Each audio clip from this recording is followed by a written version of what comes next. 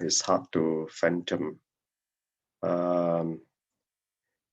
Right, let's look at the initial verse. The supreme and extremely wondrous Dharma has boundless applications. So, boundless application, why is that so? Because the Dharma, the wisdom of the Dharma is as vast as the universe. So therefore, there's nothing that the Dharma cannot penetrate. Essentially, that's what it means. So the subtle and wondrous and extremely deep Dharma is exquisite and difficult to fathom. Exquisite is obviously is rare, extraordinary, and difficult to fathom. Now, this is where the for us it's hard to really understand the Dharma deeply. Is boundless application. I mean, it's everywhere, so it applies to everything. But when we live our life and apply that, it's like knowing the Dharma, but when we try to practice it, there's a big disconnect, and more often than not, we are being overtaken by our own desire, emotion. And when we reflect back as to what we have done, very often we say that, oh, I should have done that, or sometimes we try to justify what we say and what we do. And so therefore, this difficulty in the phantom is not so much about what Dharma has been given to us, but what is the Dharma we receive? That is the one that is important. So when we receive the Dharma, we acquire merit and virtue through the practice of taking the cart, wood, and great white ox. And so this merit and virtue, obviously, Master talked about the treasures in the great white ox. And this is where, when we cultivate the path, this gathering of merits and virtues arises from walking amongst the masses, right? So when we do that and pull others along with us, that is the one that actually where our main practice is. So next one, in Master's explanation. So we must calmly contemplate on how we truly bring all things to fruition. And all matters and things have created through people's efforts. And that is the case, I mean, in research and development, we're developing all the products, the services for our great comfort. So, and look at all the intricate matters and things in the world that brought us our comfort. So I guess if you look at how man has progressed from the Stone Age days to where we are right now, and obviously we can say that the one that sprouted up everything, if like me, if you have been educated in UK, we've been taught a lot about the Industrial Revolution in the UK, and that's where all of glory that the West has always touted. But then you look at Chinese civilization, and recently I didn't realize that even umbrella is invented by the Chinese. So a lot of things that we have brought great comfort to us and continue to be. And with recently, there is also the COVID-19 vaccination as well. But as technology develops for our comfort, the effects of climate change are gradually beginning to manifest because we consume other resources and we're feeling the effect. If you remember, a couple of days ago, I shared with you the proportion of human life to insects, right? It's 1 to 200 million, and that is excluding animals. And like human beings only constitute only 0.01% of the whole biomass in the world. So, but yet, how that 0.01% can destroy the environment and destroy the biomass.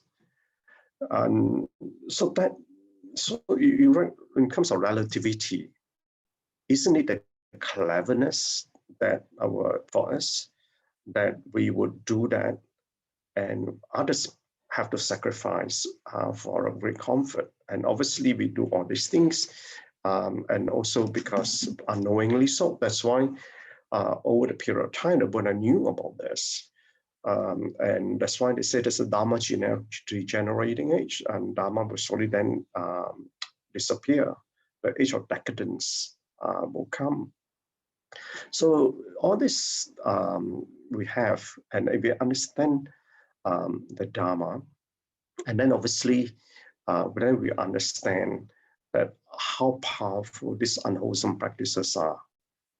And so you can say that how our mind works, we can have wholesome or unwholesome practices, and which one do we pull towards? And all these, both these wholesome and unwholesome practices, they're both boundless. And research and development will continue. Our cleverness will continue to climb. But what is important to understand is that our cleverness, so to speak, is a sword. It can benefit us or it can cut us, and we have seen this happening. As a result of which, obviously, we have great invention, the cars, the machines, and so on and so forth were great comfort. Impact is the environment. So we need to awaken to our pure nature and eliminate our affliction of desire to manifest the wholesome practices. So between cleverness and wisdom, and if you recall that I shared with you all once, you can tell how clever a person is by the answer he gives. And you can tell how wise a person is by the question he asks. And for those who are familiar with the Bodhisattvas, have you noticed that Manjushri, right, the Bodhisattva wisdom, and the instrument that Manjushri carries is a sword. Right? It's a sword that holds up on top of him. And it's a sword of wisdom. So that's the reason why the sword, is it to cut ourselves or is it to cut our delusion? And it's what it represents. So, and Dharma is difficult to fathom. Dharma is quite intricate, so it's very difficult to analyze and describe. We can only experience it for ourselves. It cannot be expressed in words. And I've shared with you a number of times already on this, because the words have been designed by human beings to describe the way we live, right? We communicate. And so therefore, how can words describe what doesn't even exist in our worldly life? So therefore, the only thing that can be done is the best way is to express it in a way to intrigue us to contemplate, to seek for more, so that when we contemplate, we get realization. That's why in the Dharma, we need to, first of all, we hear or we read the Dharma, that we know the Dharma, but knowing the Dharma doesn't mean one understands it well. So we find a way to better understand the Dharma. But from the understanding of the Dharma, we need to go and experience it and contemplate it to gain the realization, and then we can practice the Dharma. So what is interesting is this particular line, which I extracted. Why I extracted this line is that better understand the source of the Dharma, not understand the Dharma, but the source of the Dharma. So the source of the Dharma, where is the source? The source is everywhere and yet nowhere. And that's why and Master explained this some lessons ago. for the solitary realizers, the Prajika Buddhas, they get the realization when there's no Buddha. So where is that source? The source is from everything that we can see.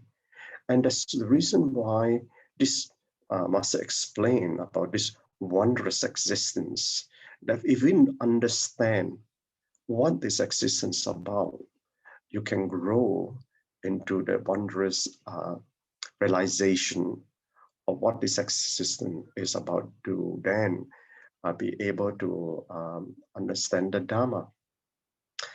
So then this particular sutra verse is and I think they took this out because in here that there were great white oxen, stout, strong, powerful, handsome, and in appearance. They were pulling the precious cows with many escorts and followers who were there to attend and defend them. And then say the great white oxen have four kinds of virtues. And I say appearance, stout and strong, great power, and handsome. But when it's born in all these true virtues, is talking about the power of the Dharma that is boundless. And so therefore, because it is boundless, the Dharma carries infinite meanings. And why is it that the same Dharma can apply to everyone, no matter what it is, not only to everyone, to every circumstances that we face. So therefore, the number of permutations that on application that the Dharma can apply is infinite and it's boundless.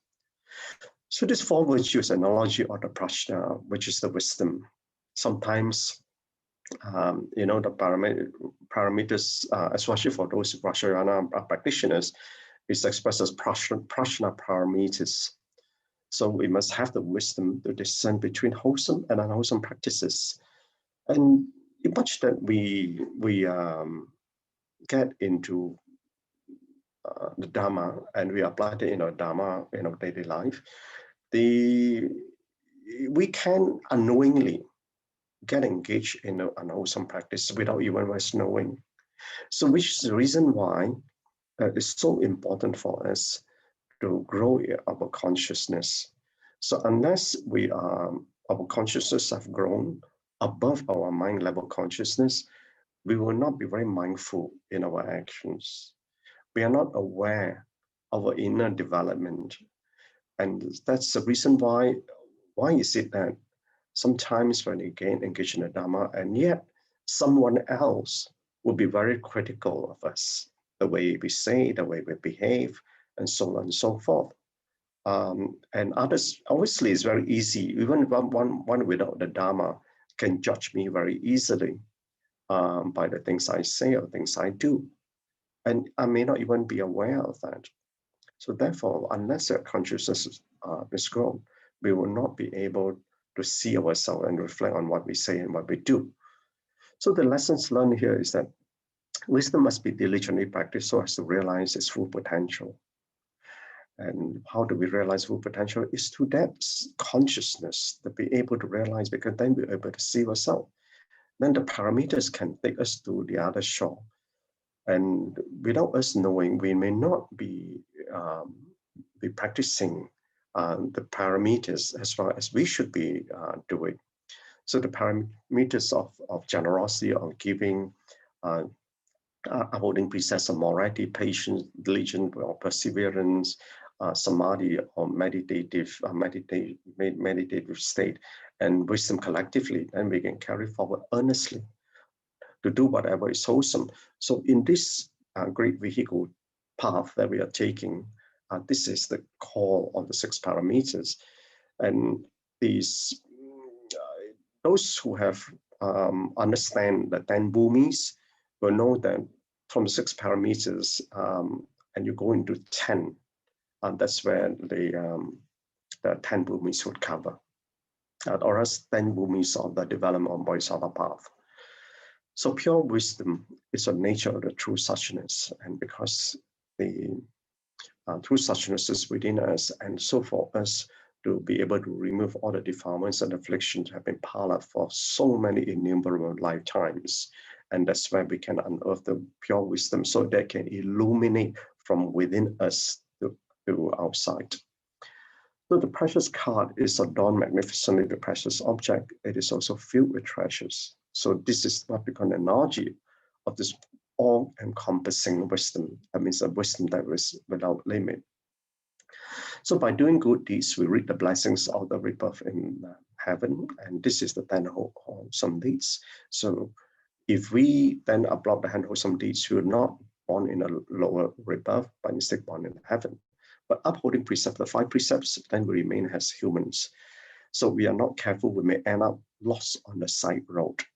That means if we cultivate and knowingly engage in on unwholesome practices and be not mindful and doesn't have the consciousness to really aware of what we are doing, we will be transgressing our precepts and the wholesome deeds, then we'll be under lower rebirth. But at least you hold the precepts, you're born as a human, in a human realm, and good is a heavenly realm. But in the 6 parameters, it's beyond this and into bodhisattva realm. 3 flawless studies of, we're also been to practice this diligently. We do so with the 3 flawless studies of precept, samadhi, and wisdom. And then Master went on to say that Surangama Sutra states, collecting one's mind is upholding precepts. From precept, one gives rise to samadhi, and from samadhi, one exercises wisdom. There is known as the 3 flawless studies. So, so what Master is trying to say is that this flawless studies is taken from the Surangama Sutra, which Surangama Sutra is also another great sutra for the Mahayana practitioners. And if I understand it correctly, this is also being brought in by when Master Sangchang went over to the West, Nalanda Institute, to retrieve the sutra. So the Surangama Sutra, I don't know very much about it, but there's also a story of Ananda, how he encountered this lady, and how he slipped in a practice, and this lady was actually previously his wife. Contemplation. Graduate from understanding with the intellect to understanding in spirituality. So understanding with the intellect to understanding in spirituality. That's between what my Master explaining, right? So we spend a lot of our cleverness and intellect to develop things for our comfort, but transform that intellect and use that to understand its spirituality and knowing and understanding the Dharma. You will then find that understanding is deeply profound, and you will understand why Dharma cannot be adequately expressed in worldly words. Because when we understand it, and sometimes the Dharma is very simple. That's why we have aphorism, only a few words. But if one beginning to understand it more deeply, you'll find it's very profound. As Dharma cannot be adequately expressed in worldly words, the truth cannot be understood by the intellectual mind. So the cannot be understood by the intellectual mind because our intellectual mind is confined the way words are being designed to explain. So therefore, that's the reason why I believe, and this is purely my belief, that all these great sages who come to the world never wrote anything down. Buddha never wrote any sutra down. Jesus never wrote the Bible. Prophet Muhammad was illiterate. And they for good reasons, because words, when it's written the way, and our intellectual mind will interpret the way we want. And that's not what it's meant to be. And so because of this, we have to seek that realization of the truth ourselves. I'm not sure whether you have come across or experienced telepathic communication with divine beings or great masters. And when you know that, you realize that that words, the so-called worldly words, are really, really irrelevant. So even in understanding the teaching, you must live the simple life, so as not to be pulled by the worldly concerns that distract your concentration. So this is the part that when you apply the Dharma in our practice, and much that we can then understand the Dharma, but we must live the simple life. Why do we need to live the simple life? Because we need to keep ourselves humble, because otherwise our ego will consume us. And once it consumes us, we'll be attracted by all the side shows in life and will be along the side road. And they will be pulled by worldly concerns. And this is one that distracts our concentration. So on relationship, speech is the bridge that you have with others, right? That's what we do. We communicate with our social animals. So build a bridge of peace and harmony in a way to we can engage with people. There are times when your speech is not well taken. So no one can change one's character except oneself. And building the bridge of peace and harmony with others in your speech, speak when you need to with good intention. And that's the only way we can engage with others, isn't it? Speak only when we think that your message is beneficial to the listeners. Otherwise, you become an idle chatter. So otherwise, hold your peace. And some things are best left unsaid. And silence is a speech of the wise. Okay, come on, brothers and sisters. Your embodiment of transcendent prajna is really second to none. Your silence, true. Yeah, sometimes silence is the best medicine.